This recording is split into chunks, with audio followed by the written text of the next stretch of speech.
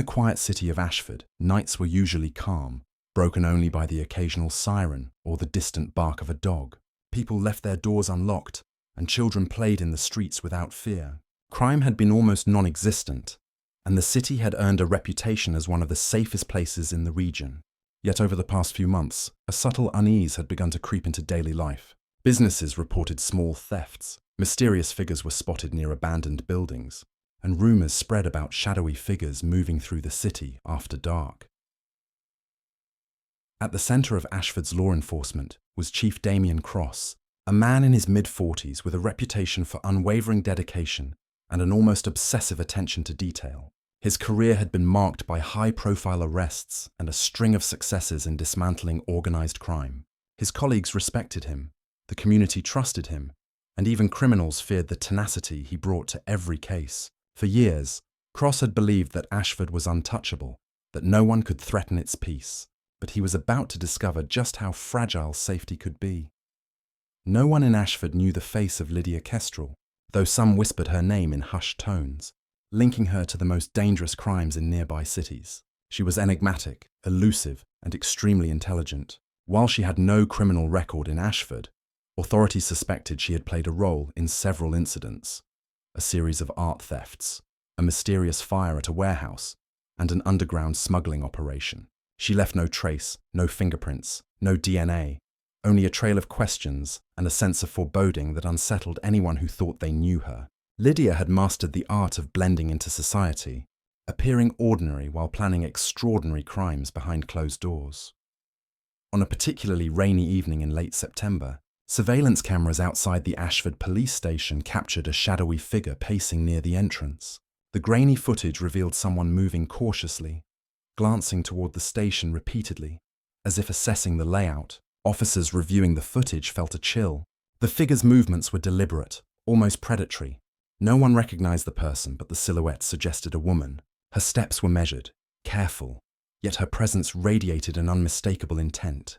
Whoever she was, she had a reason for being there, and it was not social.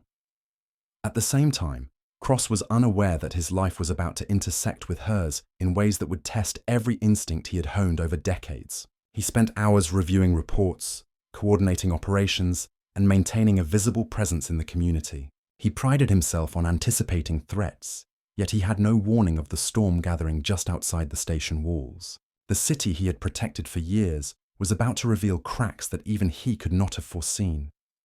The day before the surveillance footage surfaced, strange incidents had begun to occur in the neighborhoods closest to the station. Streetlights were sabotaged, small fires were set in trash bins, and local business owners reported suspicious individuals asking odd questions about security schedules. Some dismissed these events as minor mischief, a few as coincidences, but together they formed a pattern. The pattern was silent, subtle, and sinister, a warning that something larger and more dangerous was underway. As the night wore on, rain soaked the empty streets, reflecting the dim glow of streetlights. Lydia Kestrel moved carefully through shadows, her eyes scanning for obstacles, her mind calculating every step. She had spent months preparing for this moment, gathering information, learning routines, and understanding the city's rhythm. She knew that Chief Cross was a man of discipline, predictable in his actions, which made him all the more vulnerable to someone who could anticipate his every move. The first chapter of this dangerous game ended not with an attack, but with a message, a silent one, a presence captured on grainy footage, a warning that the quiet city of Ashford might no longer be safe. Chief Cross, for all his experience, had yet to understand that someone had begun weaving a plan that could shake the foundations of the entire city. Unknown to him, a storm was forming, led by a figure who existed in whispers and shadows, and whose intelligence and patience made her far more dangerous than anyone in Ashford had ever faced. Weeks after the first signs of unusual activity, Chief Damien Cross began to notice subtle changes in the city he had long considered safe. Anonymous tips had always been part of police work, but the one he received late one night was different. It arrived in a plain, unmarked envelope left at the station's front desk. Inside was a single sheet of paper, typed with meticulous precision. The message was clear. Someone was planning to attack him. At first, he dismissed it as a prank, the work of a disgruntled citizen or a minor criminal seeking attention. But as he read further, the words chilled him. The note included specific details about his daily routine. when he left for work, the route he usually took, even the timing of his lunch breaks. It was a level of knowledge that could only come from someone watching him closely. Investigators immediately began to trace the source, analyzing handwriting, paper type, and even the printer that had produced the message. Nothing conclusive appeared, but one name kept surfacing in connection with suspicious activities across the city: Lydia Kestrel. She had no official criminal record, which made her all the more dangerous. Witnesses described glimpses of a woman matching her appearance near the sites of recent thefts and minor sabotage. Her presence was always fleeting, leaving no tangible evidence. Authorities had reason to believe she was not acting randomly. This was a carefully planned operation, one that targeted Cross personally. As detectives dug deeper, they discovered unusual purchases linked to fake identities. Small hardware stores reported bulk sales of chemicals that could be used to create explosives or hazardous materials. Security cameras caught a figure, unmistakably Lydia, carrying unmarked packages late at night. Purchases of forged identification documents were traced to her, suggesting she intended to move undetected across city boundaries. Her meticulous preparation indicated months of planning. Whoever she was, she had a clear objective, and it involved the city's most prominent law enforcement officer. The investigation revealed even more alarming connections. Lydia Kestrel was tied to a crime syndicate that had once operated across multiple states, known for smuggling, fraud, and violent enforcement tactics. Most members had been arrested or gone underground, but Lydia had remained elusive. Police theorized that she had waited for the perfect moment, carefully observing Cross as he worked to dismantle her associates' operations. Her vendetta was personal. It wasn't just about eliminating a law enforcement threat. It was about revenge against the man who had dismantled her network years ago. During this time, the city's residents began noticing subtle signs of tension. Street patrols increased, security cameras were installed at businesses, and rumors spread of a shadow watching from the alleys. Yet no one could identify the threat. Lydia had mastered the art of invisibility, moving silently through streets, blending in with the ordinary, leaving no trace. Even seasoned officers struggled to anticipate her next move. The feeling that danger could strike at any moment weighed heavily on the community.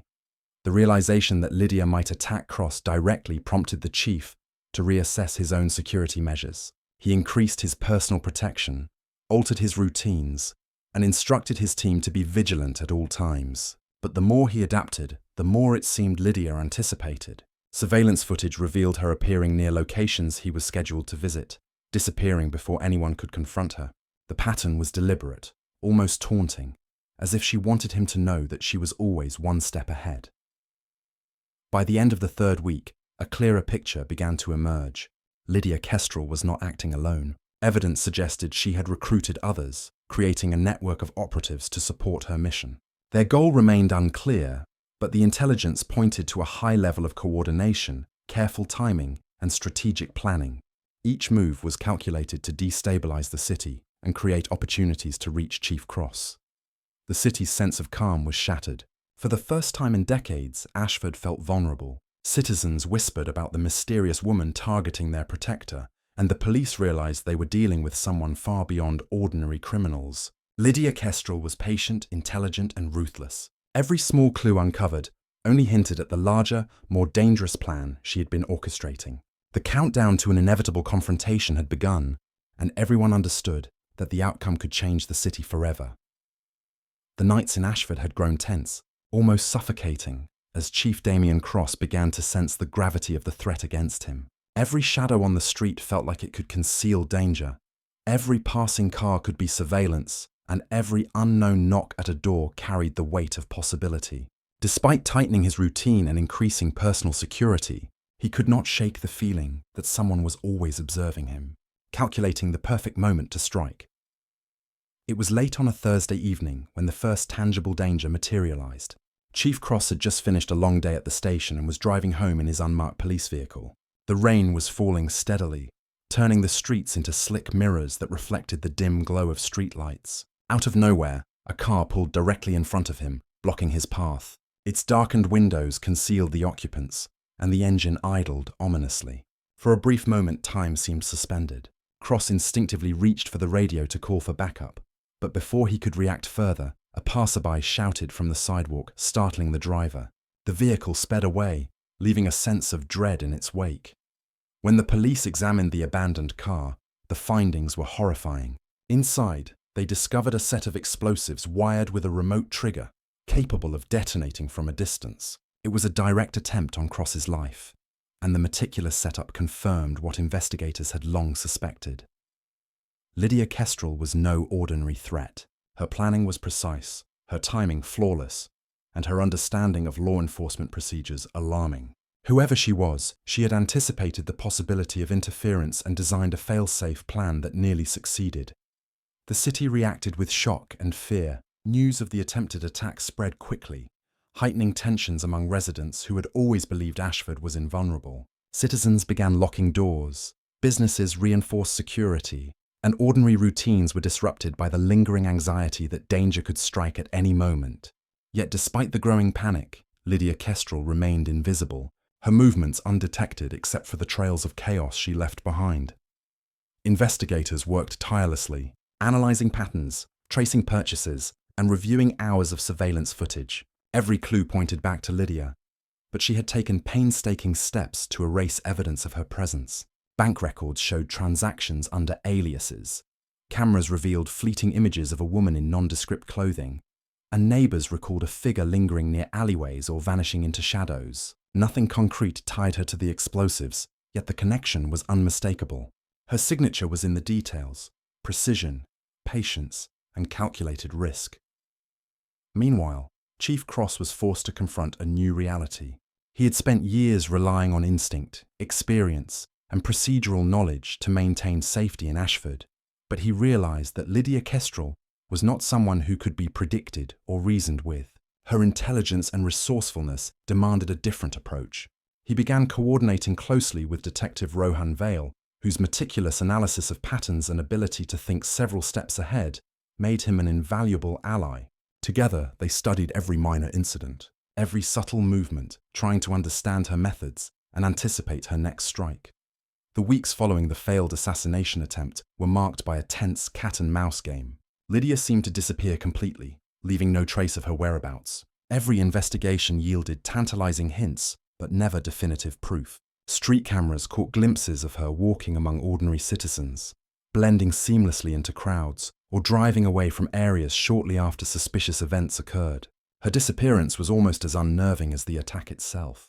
The uncertainty created fear not just for Chief Cross, but for the entire city, which began to feel like a stage for a game in which no one truly knew the rules. As the investigation deepened, it became clear that this was more than a personal vendetta. Lydia Kestrel had the capacity to inflict widespread harm, and the explosives in the abandoned car were likely only the beginning. Authorities speculated she was preparing for a more significant, more dangerous operation, one that could strike fear into the heart of Ashford and directly challenge the authority of its police chief. Every day, every hour, brought the chilling realization that the next attack might be unavoidable and could occur at any moment, leaving the city teetering on the edge of panic. The failed attempt on Chief Cross's life marked a turning point. It proved that Lydia Kestrel was real, capable, and willing to escalate her actions. The challenge was no longer theoretical. Ashford had entered a new era of uncertainty, where every routine movement could trigger catastrophe, and where the shadow of a single, calculated adversary loomed over every citizen. In that quiet, rain-soaked night, the city had learned that the calm it had relied upon for decades was fragile, and the threat stalking it was far more intelligent and relentless than anyone could have imagined. The investigation into Lydia Kestrel's activities had reached a critical point. Chief Damien Cross and his team were no longer focused solely on predicting her movements. They were attempting to uncover the full scope of her plan. Every clue led to more questions, and the city of Ashford was gripped by fear. Yet in the shadows of the case, an unexpected piece of information emerged, one that would change the direction of the investigation entirely. Detective Rohan Vale, known for his meticulous and almost obsessive attention to detail, had spent days combing through old case files, interviews, and surveillance footage. What initially appeared to be minor inconsistencies suddenly revealed a connection that no one had anticipated. Lydia Kestrel had a past, one intertwined with a man named Elias Thorne, a former operative of the same criminal syndicate she had been associated with years earlier. Thorne had been thought long gone, his movements undocumented for over a decade. Yet, recent intelligence indicated he was alive and, surprisingly, willing to provide information. The revelation was both shocking and puzzling. Why would someone with a criminal past suddenly cooperate with law enforcement? Detective Vale approached the situation cautiously, understanding that Thorne's motivations might not be entirely altruistic. Yet his knowledge of Lydia Kestrel's methods, contacts and plans was invaluable. Through him, the police learned that Lydia had been preparing for something far more dangerous than any previous attack. Her patience and intelligence were not solely aimed at Chief Cross. She intended to strike during the city's annual festival, a gathering that drew thousands, including politicians, business leaders, and residents from surrounding areas. The festival, usually a time of celebration and joy, had become a potential target for terror. Thorne revealed chilling details. Lydia Kestrel had modified ordinary items to conceal lethal mechanisms. A simple vendor cart, unassuming in appearance, had been transformed into a delivery system capable of releasing toxic gas across a crowded area. The complexity of her plan was staggering, a testament to her meticulous planning and ability to think several steps ahead. Every contingency had been accounted for, every possible obstacle anticipated. It was clear that she had no intention of leaving witnesses alive if her attack succeeded. Chief Cross understood the magnitude of the threat immediately. He worked with Detective Vale to create a detailed response plan, coordinating every aspect of festival security. Police officers were assigned to monitor key areas, emergency response units were stationed strategically, and surveillance systems were upgraded. Despite these precautions, the knowledge that Lydia Kestrel was still at large left an almost tangible tension in the air. She had proven she could evade detection before, and now she had both the motivation and the means to cause chaos on a massive scale. The relationship between Lydia and Thorne added a new layer of complexity. While Thorne provided crucial intelligence, it became clear that he had a personal motive as well. He had once been loyal to Lydia, assisting her in criminal operations, but a falling out had severed their connection years ago. His desire to cooperate with law enforcement was not purely out of goodwill. It was driven by a mixture of revenge, fear, and perhaps even guilt. Nevertheless, his cooperation allowed the police to anticipate Lydia's methods, giving them an edge they had not had in months of investigation. In the days leading up to the festival, the city was on high alert. Routine traffic patterns were adjusted, public announcements encouraged vigilance, and officers worked around the clock to ensure no unusual activity went unnoticed. Citizens could sense the tension, a shared anxiety that made the city feel both smaller and more fragile. Everyone was aware that the safety of the event, and perhaps the lives of thousands, depended on anticipating the moves of a single, extremely intelligent adversary. As the festival approached, Chief Cross and Detective Vale relied heavily on Thorne's insight, carefully analyzing every potential hiding place, every possible route Lydia Kestrel might take, and every method she could use to deploy her deadly plan. The stakes had never been higher. One wrong move could result in catastrophic consequences, and through it all, the shadow of Lydia loomed larger than ever, a reminder that her patience, cunning, and ruthlessness made her the most dangerous threat Ashford had ever faced. The stage was set for a confrontation that would test the limits of courage, intelligence, and resolve. Every day brought the city closer to a moment of reckoning, where careful planning would collide with calculated chaos. The question remained, could Ashford survive the storm that Lydia Kestrel was about to unleash? The day of the Ashford Festival arrived under a grey, overcast sky, the kind that made the city feel heavier, almost oppressive. Normally a celebration of community, laughter, and music, the streets were now lined with law enforcement officers, emergency response teams, and undercover agents. Every entry point had been secured, every street corner monitored, and every building within a mile radius of the festival had been swept for hidden dangers. Chief Damien Cross stood at the heart of the operation, his sharp eyes scanning the crowd, his mind racing with contingencies. He knew that Lydia Kestrel was out there, moving through. Months later, Chief Cross would walk the festival grounds again, now free of immediate danger but forever changed. The memory of the shadow that had stalked the city remained, a reminder of the fragility of peace and the quiet, persistent threat of those who operate in the dark. Yet for the first time in many weeks, he allowed himself a moment of relief, knowing that the city had survived and its protector had endured.